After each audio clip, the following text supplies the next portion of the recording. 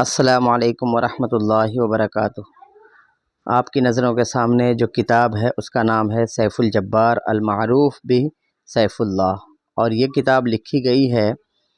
فرقہ محدثہ یعنی نئے فرقے قادیانی کے جواب میں۔ اس کتاب کو مرتب کیا ہے حضرت سید محمد عبد الجبار قادری حسینی حنبلی رحمۃ اللہ تعالیٰ علیہ نے، جو خلیفہ ہیں حضرت سید الشیوخ سید شاہ محمد عمر حسینی قادری رحمۃ اللہ تعالیٰ علیہ، اور اس کتاب کو چھاپا ہے ختم نبوت کونسل حیدرآباد انڈیا نے۔ اور یہ کتاب آپ کی خدمت میں پیش کی جا رہی ہے بضمن 25واں عرس نورانی مجاہد اسلام شیخ المشائخ حضرت علامہ و مولانا سید محمد عبد القدیر حسینی بخاری چشتی المعروف نورانی پاشا، بانی جامعہ انواریہ حیدرآباد انڈیا و بانی باب العلم انواریہ ایجوکیشنل سوسائٹی، زیر اہتمام حضرت علامہ و مولانا سید محمد عبد الواسع حسینی بخاری چشتی المعروف Amanullah Noorani, director of Jamia Anwaria Hyderabad India و صدر باب العلم انواریہ ایجوکیشنل سوسائٹی۔ سیف الجبار۔ تفصیلات کتاب کا نام آپ کو بتا چکے، مرتب کا نام بھی بتا چکے۔ اس کتاب میں کل 16 صفحات ہیں، اور اشاعت جدید نئی جو چھپی ہے یہ ذی الحجہ 1447 ہجری مطابق جون 2026 عیسوی، یعنی بس ابھی سے دو مہینہ پہلے، یعنی 25واں بموقع 1500 سالہ جشن ولادت مصطفیٰ صلی اللہ تعالیٰ علیہ وسلم۔ اس کتاب کے ملنے کا پتہ اور فون نمبر یہ ہے، آپ دیکھ سکتے ہیں۔ عرض ناشر۔ بسم اللہ الرحمن الرحیم، الحمدللہ رب العالمین والصلاة والسلام علی سیدنا محمد خاتم الانبیاء والمرسلین وعلی آلہ واصحابہ اجمعین، اما بعد۔ اللہ تبارک و تعالیٰ نے انسانوں کی ہدایت کے لیے انبیاء کرام علیہم السلام کا مبارک سلسلہ حضرت سیدنا آدم علیہ السلام سے جاری فرمایا، اور حضرت سیدنا محمد الرسول اللہ صلی اللہ تعالیٰ علیہ وسلم پر اس سلسلہ نبوت کو مکمل فرما دیا۔ حضور نبی کریم صلی اللہ تعالیٰ علیہ وسلم خاتم النبیین ہیں، یعنی آخری نبی ہیں، اور آپ صلی اللہ تعالیٰ علیہ وسلم کے بعد کسی قسم کی نبوت کا دعویٰ، کسی بھی طرح کے نبی ہونے کا دعویٰ قرآن کریم، احادیث نبویہ اور اجماع امت کی روشنی میں قطعی طور پر، یقینی طور پر باطل اور مردود ہے۔ یہی عقیدہ ختم نبوت اسلام کے بنیادی اور اجماعی عقائد میں سے ہے۔ یہی عقیدہ ختم نبوت یعنی نبوت کے ختم ہونے کا یہی عقیدہ، یعنی کسی طرح کا کوئی بھی نبی اب رسول اللہ صلی اللہ تعالیٰ علیہ وسلم کے بعد نہیں ہو سکتا، یہ اسلام کے بنیادی اور اجماعی عقائد میں سے ہے، جس پر ہر دور میں امت مسلمہ کا کامل اتفاق رہا ہے۔ عہد صحابہ کرام رضوان اللہ تعالیٰ علیہم اجمعین سے، یعنی صحابہ کرام کے زمانے سے لے کر آج تک اہل اسلام نے اس عقیدہ عظیمہ کی حفاظت کو اپنے ایمان کا لازمی حصہ سمجھا ہے۔ خصوصاً خلافت صدیقی رضی اللہ تعالیٰ عنہ میں جھوٹے مدعیان نبوت اور فتنہ ارتداد کے خلاف جو عظیم جد و جہد انجام دی گئی، وہ تاریخ اسلام کا روشن باب ہے۔ اسی طرح ہر دور میں اکابرین اہل سنت نے فرق باطلہ کے رد اور عقیدہ ختم نبوت کے تحفظ کے لیے بے مثال علمی، قلمی اور دعوتی خدمات انجام دیں، جن کے نتیجے میں امت مسلمہ کے عقائد کی حفاظت کا یہ مبارک سلسلہ ہمیشہ جاری رہا۔ حضور سید عالم صلی اللہ تعالیٰ علیہ وسلم کے 1500 سالہ جشن ولادت کے پرنور موقع پر ختم نبوت کونسل کی جانب سے عقیدہ ختم نبوت اور رد قادیانیت کے موضوع پر اہل سنت والجماعت کے اکابرین و محققین کی 15 اہم کتب و رسائل کی جدید اشاعت کا اہتمام کیا جا رہا ہے، تاکہ اکابر علماء اہل سنت کی علمی خدمات نئی نسل تک بہتر انداز میں پہنچ سکیں، اور نوجوان طبقہ عقیدہ ختم نبوت کے صحیح فہم اور اس کے دفاعی تقاضوں سے آگاہ ہو سکے۔ یہ اشاعتی سلسلہ دراصل اکابرین اہل سنت کی علمی میراث کو عام کرنے اور امت مسلمہ میں تحفظ عقیدہ ختم نبوت کے جذبہ کو تازہ رکھنے کی ایک ادنیٰ سی کوشش ہے۔ انہی علمی و دفاعی خدمات کے سلسلے کی ایک اہم کڑی زیر نظر کتاب رسالہ سیف الجبار بجواب فرقہ محدثہ قادیانیہ ہے، جس کے مصنف حضرت علامہ سید محمد عبد الجبار قادری حسینی حنبلی اپنے دور کے ممتاز عالم دین، صاحب قلم اور عقیدہ ختم نبوت کے مضبوط ترجمان تھے۔ آپ ایک علمی و روحانی خانوادہ سے تعلق رکھتے تھے۔ آپ کے والد ماجد حضرت سید غلام غوث حسینی قادری نقشبندی حضرت نقشبند زمن محمد مسکین شاہ نقشبندی مجددی کے خلیفہ تھے، جبکہ آپ کو حضرت سید الشیوخ شاہ سید عمر حسینی قادری حنبلی سے خلافت حاصل تھی۔ آپ نے رد قادیانیت اور مسلک اہل سنت والجماعت کے تحفظ کے لیے نمایاں علمی خدمات انجام دی، جن میں حجت الجبار اور سیف الجبار خاص طور پر قابل ذکر ہیں۔ آپ مجلس اہل سنت والجماعت کے معتمد بھی رہے، جبکہ آپ کی تدفین قادری چمن حیدرآباد دکن میں حضرت سید الشیوخ کے مزار مبارک کے بائیں جانب واقع ہے۔ زیر نظر رسالہ سیف الجبار حجت اللہ کے جواب میں ایک اہم اور مدلل تصنیف ہے۔ مرزا قادیانی کو مباہلہ مسنونہ کی دعوت کے بعد جماعت قادیان کی جانب سے کیے گئے اعتراضات کے جواب میں پہلے حجت الجبار تصنیف کی گئی، پھر حجت اللہ کے نام سے قادیانی جماعت نے جواب دینے کی ناکام کوشش کی، جس کا دوبارہ جواب مصنف نے سیف الجبار میں مؤثر اور دنداں شکن تعاقب فرمایا، جس کے بعد قادیانی جماعت کی جانب سے کوئی مؤثر جواب سامنے نہ آ سکا۔ زیر نظر اشاعت کتب خانہ آصفیہ حیدرآباد دکن اور مجلس ختم نبوت ملتان کے محفوظ نسخوں کے تقابل و مراجعات کے بعد مرتب کی گئی، جس کی تصحیح و نظر ثانی نبی رائے حضرت سید الشیوخ مولانا سید حبیب محمد عمر حسینی قادری صاحب حفظہ اللہ نے انجام دی۔ آخر میں ہم ان تمام اہل علم، معاونین اور متعلقہ اداروں کے شکر گزار ہیں جنہوں نے اس اشاعتی منصوبہ کی تکمیل میں تعاون فرمایا۔ اللہ تبارک و تعالیٰ ان کی خدمات کو شرف قبول عطا فرمائے اور روز محشر اپنے محبوب کریم صلی اللہ تعالیٰ علیہ وسلم کی شفاعت نصیب فرمائے، آمین بجاہ خاتم النبیین صلی اللہ تعالیٰ علیہ وسلم۔ والسلام۔ حافظ محمد عبد المنان نقشبندی قادری، ڈائریکٹر ختم نبوت کونسل۔ کتاب یہاں سے شروع ہو رہی ہے۔ بسم اللہ الرحمن الرحیم، الحمدللہ رب العالمین، والصلاة والسلام علی سید المرسلین وعلی آلہ واصحابہ الطیبین الطاہرین، اما بعد۔ بندہ امیدوار رحمت غفار سید محمد عبد الجبار کان اللہ لہ بخدمت اہل اسلام مدعا نگار ہے کہ ان دنوں ایک پرچہ موسوم حجت اللہ شائع ہوا ہے۔ وہ ہرگز اس قابل نہیں ہے کہ اس کے جواب کی طرف کوئی اہل علم متوجہ ہو۔ اگر کوئی اہل انصاف حجت الجبار کو بغور ملاحظہ فرمائے اور من بعد اور اس کے بعد حجت اللہ کو دیکھے تو صاف صاف کہہ دے گا کہ سوال از آسمان و جواب از ریسمان۔ پھر اس پر ترا یہ کہ محض بیہودگیوں اور فضول باتوں کا طمار ہے۔ ان قادیانیوں نے ایک چمکتی ہوئی روشنی پر خاک ڈالی ہے اور ہدایت کے ایک منور آفتاب پر دھول اڑائی ہے، مگر وہ یاد رکھیں کہ ان چالاکیوں اور فضول باتوں سے کیا وہ حق کی روشنی کہیں بجھ سکتی ہے؟ نہیں، ہرگز نہیں۔ وہ خاک انہی کے منہ پر لوٹ پڑے گی اور وہ حق کا آفتاب قیامت تک چمکتا رہے گا۔ واللہ متم نورہ ولو کرہ الکافرون۔ لہذا اکثر احباب کی یہ رائے تھی کہ اس کا جواب لکھنے کی کوئی ضرورت نہیں ہے، مگر راقم الحروف و دیگر بعض اصحاب کی یہ رائے ہوئی کہ ایک مرتبہ اور اصل امر کی اطلاع عوام کو کر دینی چاہیے اور ان قادیانیوں کی ابلہ فریبیوں اور چالاکیوں سے اہل اسلام کو آگاہ کرنا چاہیے، تاکہ کوئی مسلمان ان کے دام تزویر میں نہ آئے اور اس فتنہ آخر الزماں سے بچے۔ اس کے بعد پھر اگر وہ لوگ یاوہ گوئی کریں گے اور اپنے نام اعمال کی طرح کاغذات کو بھی سیاہ کریں گے تو ہمیں ان سے کوئی سروکار نہیں ہے۔ ناظرین بغور ملاحظہ فرمائیں کہ مرزا غلام احمد صاحب نے نہ صرف ایک اشتہار بلکہ کئی اشتہاروں اور متعدد کتابوں میں یہ تحریر کی ہے کہ میں مسیح موعود ہوں اور مہدی بھی ہوں، اور علماء و مشائخین سے جو صاحب مجھ سے مباہلہ کرنا چاہے میں تیار ہوں۔ اسی بنا پر اس فقیر سراپا تقصیر نے حسب الحکم حضرات علماء حیدرآباد دکن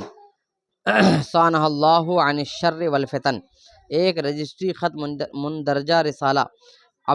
حجت الجبار بنام معتمد مجلس قادیانی خاص قادیان ہی کو روانہ کیا تھا کہ بعونہ تعالی ہم سب اہل سنت بنظر احقاق حق مباہلہ کے لیے تیار ہیں اور اس کے جواب کا انتظار فلاں تاریخ تک رہے گا۔ پھر کیا تھا، رجسٹری کیا پہنچی کہ ایک آفت آ پہنچی،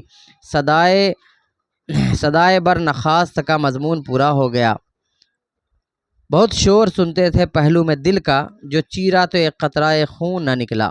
بہرحال ان کے اس سکوت سے یہ نتیجہ تو ضرور برآمد ہوا کہ مرزا صاحب اپنے دعوے میں سراسر کاذب اور جھوٹے ہیں۔ پہلے تو خود ہی نے مباہلہ کا دعویٰ کیا، پھر جب مقابل تیار ہوا تو گریز کر کے سکوت اختیار کیا۔ ماشاء اللہ، چشم بدور، حکم مؤید من اللہ، مسیح موعود مہدی امام الزمان کی یہی شان ہے۔ ادھر تو سرے گروہ نے سکوت اختیار کر کے دبکی ماری، ادھر حیدرآباد کے قادیانیوں کو 5 سال کے بعد غیرت دامنگیر حال ہوئی،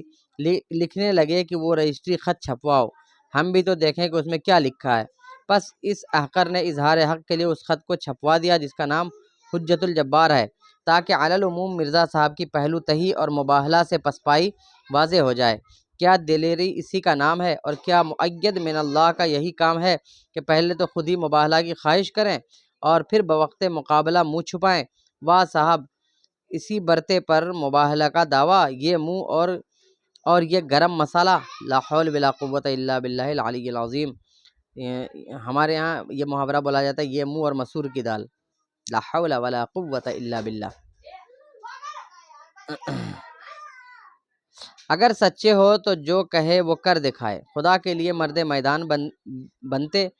ورنہ ایسی فضول باتوں اور جھوٹے دعووں سے توبہ کیجیے کہ ابھی باب توبہ کھلا ہوا ہے، باز ہے۔ اب آپ ہی سچ فرمائیے کہ مقابلہ سے سری پہلو تہی اور خاموشی اختیار کرنے والا کیوں نہ اپنے دعوے میں کاذب و مفتری سمجھا جائے؟ کون ذی فہم ہوگا کہ ایسے شخص کو سچا مسیح و مہدی تصور کرے؟ مرزا صاحب کے جھوٹے دعووں کے متعلق ازالۃ الاوہام، آئینہ کمالات اسلام وغیرہ کتب میں جو کچھ تحریری دلائل لکھے تھے، ان تمام ڈھکوسلوں اور فضول باتوں کا جواب تو وقت بوقت علماء اہل سنت نے دے دیا اور مثل حباب منصورہ کے اڑا دیا، جیسا کہ ان تمام کتابوں سے جو ان کے رد میں لکھی گئی اور شائع ہو چکی ہیں ظاہر و باہر ہے۔ رہا سہا دعوی مباہلہ، جس کو آخر معاملہ کہنا چاہیے، اس میں بھی ان کی ترکی تمام ہو گئی، اور بعون ہی تعالیٰ ان کی اس خاموشی سے ایسی ذک نصیب ہوئی جو ایک دنیا پر الشمس فی نصف النہار روشن ہو گیا، جو ایک دنیا پر کالشمس فی نصف النہار یعنی دوپہر کے سورج کی طرح روشن ہو گیا۔ اب ان کے حیدرآبادی حواریین نے اس ذلت و خواری کے مٹانے اور اپنے سر گروہ مرزا قادیانی کی بلا ٹالنے کے واسطے مردان علی کو مرد میدان بنا کے ایک چوورقہ پرچہ حجت اللہ کے نام سے موسوم کر کے یہ مضمون طبع کرایا کہ ہم سے مباہلہ کرو، ہم تیار ہیں اور فلاں تاریخ مقرر کی جائے۔ ماشاء اللہ، چشم بدور کیا کہنا ہے، مدعی سست گواہ چست۔ سچ فرمائیے کہ یہ دخل در معقول ہے یا نہیں؟ دعوی پیغمبری تو مرزا صاحب کریں اور مباہلہ کے لیے ان کے حواریین کو دیں۔ سبحان اللہ، مثل مشہور ہے، بیل نہ کودا کودی گون۔ ان لوگوں کو یہ بھی نہ سوجھا کہ مباہلہ کا مخاطب کون ہے اور بیچ میں ٹانگ اڑانے والے کون ہیں۔ اہل انصاف فرمائے کہ ہم اہل سنت کو ان لوگوں سے کیا سروکار ہے۔ ان نادان قادیانیوں کو اتنا بھی خیال نہ آیا کہ بلدہ حیدرآباد میں اہل سنت و جماعت کی حکومت ہے اور یہاں بفضل تعالیٰ صاحب علم و اہل بصیرت بکثرت ہے۔ ہماری اس بیجا دخل اندازی کو دیکھ کر سب قہقہا اڑائیں گے اور کہیں گے یہ لوگ کیسے بے تکے ہیں، ذرا غور بھی نہیں کرتے کہ جب ہمارا پیشوا نے مقابلہ سے سکوت اختیار کر لیا جس سے ان کا عجز ثابت ہو گیا ہے، تو بھلا ہم کیوں نہ ایسے شخص کی اتباع سے باز آئیں، نہ کہ اس کے بالعکس۔ بفحوا ہم بھی ہیں 5ویں سواروں میں، خود ہی کود کر اپنی جہالت و ضلالت کا آپ ہی ثبوت دیں۔ جہالت ہو تو ایسی ہو، بلادت ہو تو ایسی ہو۔ افسوس صد افسوس، یہ لوگ باوجود کہ حق ظاہر ہو چکا تب بھی اس سے چشم پوشی کرتے ہیں اور اپنے جھوٹے پیشرو کے پیچھے آپ بھی خراب ہوئے جاتے ہیں۔ کیا یہی ایمانداری کا نتیجہ ہے؟ نہیں، بلکہ فرضی پیغمبر پر ایمان لانے کا ثمرہ اور نتیجہ ہے۔ سچ تو یہ ہے کہ کبھی امر حق پوشیدہ نہیں رہ سکتا، کسی کے چھپائے نہیں چھپتا۔ الحاصل جب کہ خود مرزا صاحب نے باوجود ہم اہل سنت کے آمادہ ہونے کے مباہلہ سے سکوت کیا، خاموش رہا اور مقابلہ سے پہلو تہی کر چکی ہے، تو اب اس وقت ہم کو کوئی ضرورت باقی نہیں رہی کہ ہم پھر ان کے کسی پیرو کی تحریر کا جواب دیں یا اس کے مقابلے کی طرف توجہ کریں۔ تاہم اور بھی لیجیے، ہم سب شرکائے مجلس اہل سنت اس وقت اس بات کے لیے آمادہ ہیں کہ اگر مرزا صاحب خود یہاں آ جائیں تو ہم ان کے ساتھ مباہلہ مسنونہ برابر کریں گے، بغیر ان کے آنے کے کسی اور کو ان کی جائے نہ سمجھیں گے۔ اور یہ بالکل ظاہر ہے کہ جو شخص دین محمدی صلی اللہ تعالیٰ علیہ وسلم میں خلل ڈالے اور برخلاف اقوال مسلمات علماء سلف نئی نئی باتیں تراش کر اہل اسلام میں تفرقہ پیدا کرے اور فساد برپا کرے اور اپنا ایک نیا فرقہ بلکہ مذہب بنائے، اسی سے ہم کو مقابلہ اور مباہلہ کرنا چاہیے تاکہ احقاق حق اسی شخص مدعی کے مقابل میں ہو اور اس مدعی باطل پر اس کے باطل دعووں کا اثر علی رؤوس الاشہاد نمودار ہو کر اس کے مٹنے سے ایک جہان کا شر و فساد مٹ جائے اور اہل اسلام اس فساد و تفرقہ سے محفوظ رہیں اور اپنے دین و ایمان کو ہر طرح کی نئی باتوں سے مامون رکھیں۔ مرزا صاحب کے حواریین حیدرآباد کے قادیانیوں کو چاہیے کہ اگر ان کو دعا کرنے اور میدان میں آنے کا شوق ہے تو بسم اللہ، کیا دیر ہے، اپنے مصنوعی پیغمبر، اپنے فرضی امام، اپنے پیشرو مرزا قادیانی کو بلا کر آگے کھڑا کریں اور یہ سب اتباع ان کی امتی پیچھے کھڑے ہو کر آمین آمین پکاریں اور جہاں تک ہو سکے دعاؤں کا زور لگائیں اور بآہ زاری خوب گڑ گڑا کر پورے ارمان مٹائیں اور اس میں کسی طرح کا دقیقہ باقی نہ رکھیں، تاکہ اس طرف سے بھی ہم اہل سنت محمد الرسول اللہ روحی فدا صلی اللہ تعالیٰ علیہ وسلم کی امت اپنے یہاں کے مقتدی سادات علماء کرام کثرہم اللہ تعالیٰ و نصرہم کے ساتھ بإلحاح تمام و بأوزاری اپنے اس رب العزت ذوالقہر والجلال کی بارگاہ میں عرض کریں کہ الہی اس جھوٹے پیغمبر، جھوٹے مسیح، مصنوعی مہدی پر پھٹکار اور اپنا غضب نازل فرما اور احقاق حق و ابطال باطل سے اپنے پاک حبیب محمد الرسول اللہ صلی اللہ تعالیٰ علیہ وسلم کے دین متین اور ان کی امت خیر الامم کی حفاظت فرما اور جھوٹے کو سچے سے ظاہر فرما۔ پھر دیکھیے کہ مرزا صاحب اور ان کو مسیح ماننے والے اور ان کو امام برحق اور مہدی موعود جاننے والے اور شب و روز اس پر درود پڑھنے والے، اس کی تصویر کی پرستش کرنے والے، دین اسلام میں فساد و تفرقہ ڈالنے والے، نئی نئی باتوں سے قرآن و حدیث کی تعویل کرنے والے، اسلامی علماء سلف و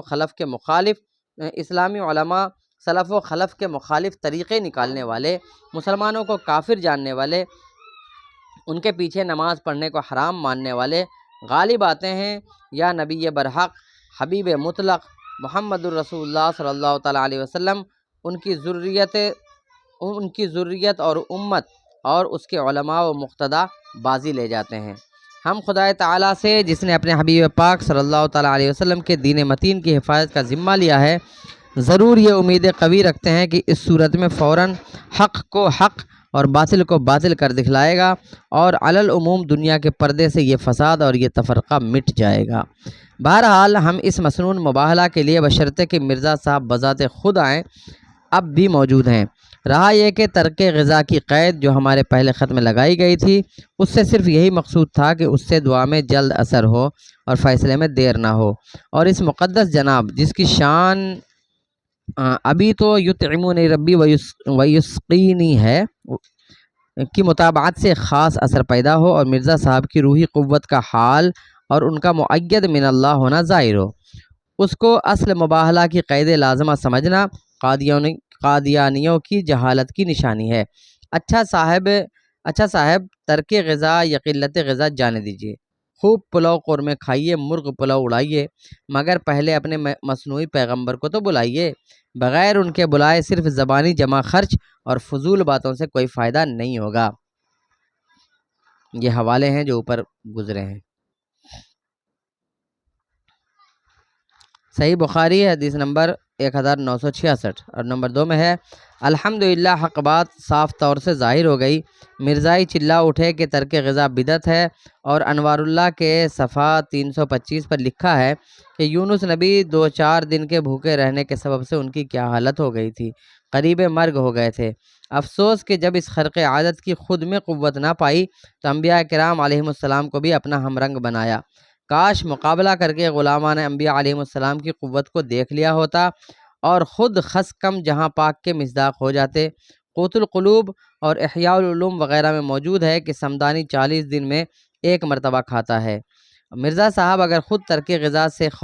خوف جان کرتے ہیں تو اچھا ہمارے ہی حضرات سے یہ خرق عادت دیکھ کر اپنے عقائد سے توبہ کریں اور سمجھ جائیں کہ میری قرآن فہمی میں پرلے درجے کا نقصان ہے، اور انبیاء علیہم السلام پر اس طرح کا عیب لگا کر اپنا ایمان برباد کرنا مجھے ہرگز زیبا نہیں۔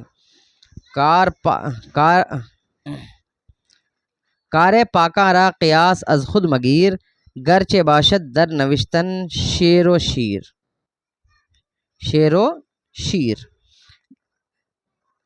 لیکن مرزا صاحب اور ان کے حواریین کو صرف زبانی جمع خرچ سے کام لینا خوب یاد ہے۔ خود مرزا صاحب حضرت پیر مہر علی شاہ صاحب کے مقابلے کے لیے تاریخ مقرر کر کے لاہور میں نہ آئے اور بے محل آیت وَلَا تُلْقُوا بِأَيْدِيكُمْ إِلَى التَّهْلُكَةِ پڑھ کر جان بچائی کہ اپنے آپ کو ہلاکت میں مت ڈالو۔ اسی طرح یہاں کے حواریوں نے بھی اس مقابلے پر یہ آیت پڑھ دی۔ چند محملات و خرافات کو جمع کر کے کسی کا نام انوار اللہ، کسی کا نام حجت اللہ، کسی کا نام نظر سرسری رکھنا کیا فائدہ ہے؟ خوب یاد رکھو کہ اس سے کوئی نتیجہ برآمد نہ ہوگا۔ ہزار زبان درازیاں کرو، ہمارا کچھ نہ بگاڑے گا۔ ان امور واہیہ سے عند العقلاء بجز حماقت و جہالت کے کوئی عمدہ ثمرہ مرتب نہ ہوگا۔ عجب نہیں کہ مرزا صاحب کا سکوت کرنا اس بنا پر ہو کہ ان کے حواریین مباہلہ کے لیے آمادہ ہوں اور خود بدولت قادیان گل چھرے اڑائیں، یہ بیچارے پریشان ہوں اور وہ مزے لوٹیں اور خوشی سے بغلیں بجائیں۔ واہ واہ، خوب ٹھہری کہ یار سستے چھوٹے، اپنی بلا مریدوں نے مول لے لی۔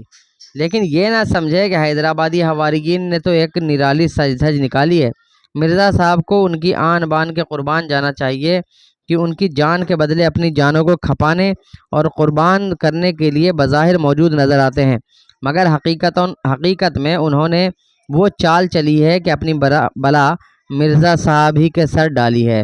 چنانچہ حجت اللہ میں مباہلہ کا یہ طریقہ بتایا ہے کہ اگر مرزا صاحب کاذب ہوں تو ہلاک ہو جائیں، جھوٹے ہوں تو ہلاک ہو جائیں، اور بصورت صادق ہونے کے شخص سے مقابل فنا ہو جائے۔ غرض یہ کہ حواریین دونوں صورتوں میں ہر آفت سے بچے رہیں، مرزا صاحب جائیں اور آپ کے حواریین کو کچھ نہ ہو۔ سبحان اللہ، امتی ہوں تو ایسے ہوں، چیلے ہوں تو ایسے ہوں۔ دیکھیے ہم پھر کہہ دیتے ہیں کہ مرزا صاحب کا بذات خود آنا مباہلہ کے لیے ضروری ہے، اس کے بغیر ہم کسی کی نہ سنیں گے۔ اب اور لیجیے، اگر مرزا صاحب مباہلہ سے بالکل منہ چھپاتے ہیں تو اس سے زیادہ آسان کام ہم ان کو اور بتلاتے ہیں اور ان کو ایک دوستانہ مشورہ دیتے ہیں جس کے کرنے سے احقاق حق اور ابطال باطل بخوبی ہو جائے۔ یہ جو دوسرا ہے، کیونکہ مرزا کو بذات خود مباہلہ کے لیے آنا ضروری ہوگا، کیونکہ مباہلہ مفاعلہ ہے، باب مفاعلت سے ہے جو اشتراک کے لیے ہے، اور قرآن و حدیث سے بھی یہی ثابت ہوتا ہے کہ فریقین کو ایک دوسرے کی حضوری میں دعا کرنا چاہیے، نہ کہ ایک حاضر اور دوسرا غائب ہو، جس کے کرنے سے احقاق حق اور ابطال باطل بخوبی ہو جائے اور مرزا صاحب کے طریقہ کی شہرت علی وجہ الکمال تمام دنیا میں مچ جائے۔ وہ یہ ہے کہ اب آپ ماشاءاللہ مالدار بھی ہو گئے ہیں، حج بیت اللہ پر فرض ہو گیا ہے، ذرا مہربانی فرما کر اپنے عنان کو مکہ معظمہ و مدینہ منورہ زادہم اللہ شرفاً و کرامتاً کی جانب پھرائیے اور وہاں جا کر حج و زیارت بھی کیجیے اور اپنی دعوت بھی پھیلائیے۔ کہ خوش بود کے برآید بیک کرشمہ سیکار، کیا ہی اچھا ہو کہ ایک تیر سے 3 شکار ہو جائے۔ صرف قادیان میں شور کرنے اور کلیہ میں گڑ پھوڑنے سے کیا ہوتا ہے؟ ان مقامات متبرکہ میں جن کے فضائل نصوص قرآنیہ و احادیث نبویہ و اقوال مصطفیہ صلی اللہ تعالیٰ علیہ وسلم سے ظاہر و باہر ہیں، پہنچ کر اپنی مہدویت و عیسائیت کا اظہار کیجیے، اور چونکہ آپ کے حواریین بقول آپ کے مستجاب الدعوات اور اہل حق ہیں، لہذا دعاؤں کی بوچھار لگائیے، پھر دیکھیے کیا گل کھلتا ہے۔ اور یہ بیچ میں اس کو پڑھ لیتے ہیں۔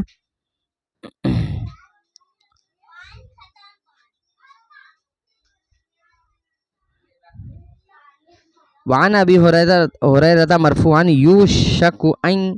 یضرب الناس اکباد الابل یطلبون العلم فلا یجدون احدا اعلم من عالم المدینہ۔ عنقریب لوگ سفر کر کے طلب علم کریں گے، پس کسی کو عالم مدینہ سے بڑھ کر زیادہ عالم نہ پائیں گے۔ اور وعن ابی ہریرہ مرفوعا ان الایمان لیارز الی المدینہ کما تارز الحیۃ الی جحرها، یعنی ضرور ہے کہ ایمان مدینہ کی جانب سمٹ جائے گا جیسا کہ سمٹتا ہے سانپ اپنی بل کی طرف۔ وعن انس بن مالک مرفوعا لیس من بلد الا سیطؤہ الدجال الا مکہ والمدینہ ولیس نقب من انقابها الا علیہ الملائکہ صافین تحرسها، صحیح مسلم۔ یعنی کوئی ایسا شہر نہیں ہے جس میں دجال نہ جائے مگر مکہ و مدینہ کے ان کے راستوں پر فرشتے سب بستہ ہوں گے اور ان کی حفاظت کریں گے۔ آگے، اگر وہاں کے علماء دیگر حضرات آپ کے مطیع و فرمان ہو گئے تو البتہ آپ کی سچائی کی بڑی علامت ہے، پھر بکثرت علماء و اہل اسلام آپ کے مطیع ہو جائیں گے۔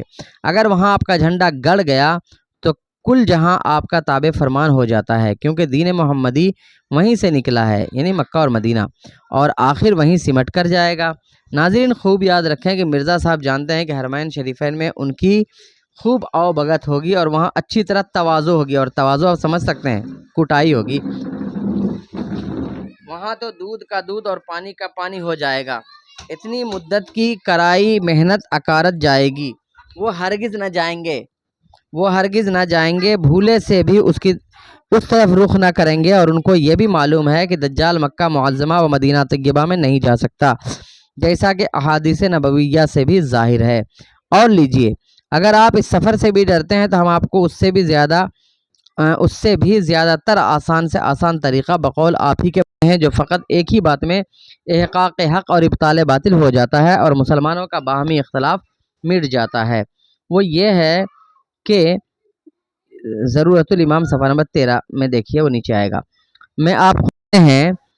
ضرورت الامام میں آپ خود لکھتے ہیں کہ غرض جو لوگ امام الزمان ہوں گے ان کے کشوف اور الہام صرف ذاتیات تک محدود نہیں ہوتے، بلکہ نصرت دین اور تقویت ایمان کے لیے نہایت مفید اور مبارک ہوتے ہیں، اور خدا تعالیٰ ان سے صفائی سے مکالمہ کرتا ہے، بات کرتا ہے، اور ان کی دعا کا جواب دیتا ہے، اور بسا اوقات سوال اور جواب کا ایک سلسلہ منعقد ہو کر ایک ہی وقت میں سوال کے بعد جواب، اور پھر سوال کے بعد جواب، اور پھر سوال کے بعد جواب، ایسے صفا اور لذیذ اور فصیح الہام کے پیرائے میں شروع ہوتا ہے کہ صاحب الہام خیال کرتا ہے کہ گویا وہ خدا تعالیٰ کو دیکھ رہا ہے، اور امام الزمان کو ایسا الہام نہیں ہوتا کہ جیسے ایک کلوخ انداز در پردہ ایک کلوخ پھینک جائے اور بھاگ جائے اور معلوم نہ ہو کہ وہ کون تھا اور کہاں گیا،